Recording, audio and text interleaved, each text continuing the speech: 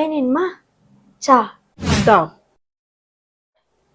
দাঁড়াও বৌমা, তোমার সঙ্গে কিছু কথা আছে। হ্যাঁ মা বলুন। তোমাকে আমি কত খারাপ ভাবতাম বৌমা, ভাবতাম তোমার বাপের বাড়ি কিছুই শিখিয়ে পাঠাইনি, কত গাল দিয়েছি তোমায়। মা আপনি আমার প্রশংসা করছেন নাকি অন্য কিছু?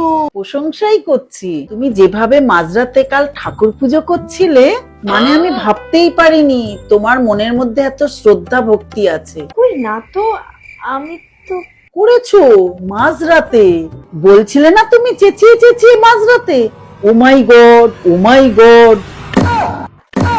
তবে একটা কথা বলি, ঠাকুরও তো মাঝরাতে আমাদের মতো ঘুমায়, একদম সাত সকালে তুমি ও মাই গড বলে পুজোটা করো। তুমি ডোন্ট স্টপ বলছিলে কেন? এই বাবুটা তোমাকে বোধহয় পুজো করতে দিচ্ছিল না, না?